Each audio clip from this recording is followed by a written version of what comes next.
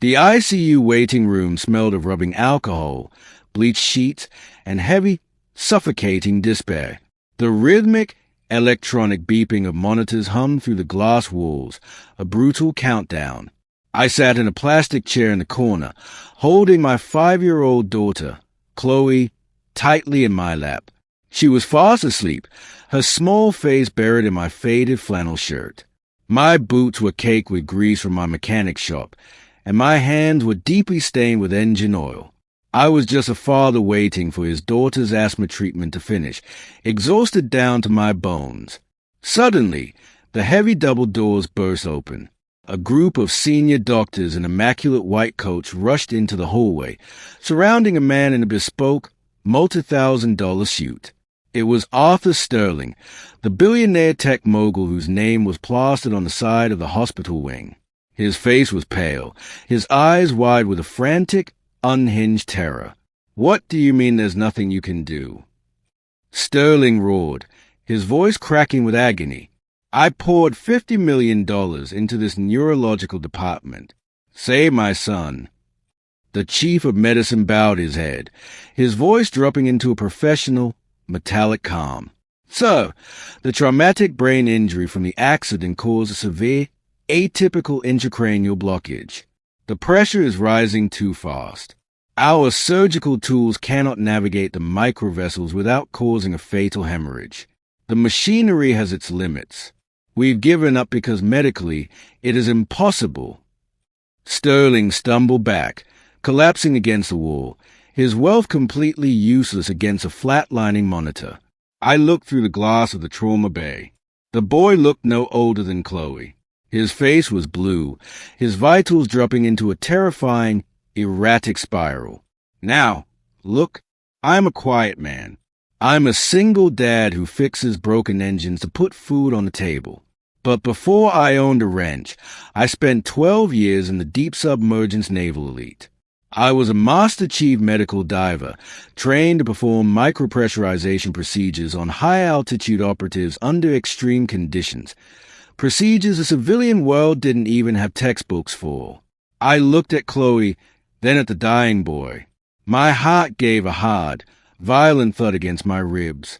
I stood up, gently placing Chloe on the waiting room couch. I pushed past the guards and walked straight into the trauma bay. "What are you doing? Get this little boy out of here." Mrs. Gable, the head nurse, snapped, her eyes scanning my oil-stained hands and frayed clothes. "You don't belong in this wing." I didn't look at her. I walked right up to the advanced manual pressure gauge console connected to the boy's cranial catheter, a high-tech system the doctors had turned off because they feared a rupture. "The automated system is hitting a safety override because of the fluid density," I said. My voice wasn't loud. It was a low, dangerous growl that cut right through the panic in the room. "You're trying to bypass it digitally. You need to manipulate the atmospheric pressure manually, pulsing the valve at a hyperbaric rhythm to dislodge the blockage without tearing the vessel." The chief doctor scoffed, crossing his arms. "That's completely absurd. No human hand has that kind of precision. You'll kill him instantly, mechanic." "He's already dying," I said, my jaw clamping down so hard my teeth ached. "Step back." Sterling rushed into the room, his eyes darting from my grease-stained fingers to the monitor. "Who is this man?" "Security. Remove him." "Arthur," I said, turning to look him dead in the eye. The air in the room turned freezing cold. "Your doctors gave up because they rely on machines. I rely on physics. Let me touch the valve, or your son is gone in 60 seconds. Something in my eyes made the billionaire freeze. He looked at his son, then choked out, "Do it." Every fiber of my being locked into absolute focus. The world outside the trauma bay vanished. My grease-stained fingers, hardened by years of mechanical precision, gripped the manual microvalve. I didn't use a screen. I closed my eyes, placing my left hand directly on the boy's jugular, feeling the exact micropulsation of the fluid pressure. Twist. Release. Hold. I pulsed the valve in a tight, rhythmic cadence, matching the precise resonance of a deep-sea decompression cycle. The pressure is spiking. Stop, the chief doctor panicked. I didn't move. I held the valve, counting the milliseconds in my head. 3, 2, 1. Whoosh! The sudden, sharp hiss of air echoed from the catheter line. Instantly, the erratic, frantic beeping of the monitor changed. The flatlining tone shattered, replaced by a steady, rhythmic, perfect heartbeat. The deep purple flush on the boy's face faded, replaced by a healthy, warm color. The room went completely, utterly silent. The doctors stared at the telemetry data in absolute shock, their clipboards trembling in their hands.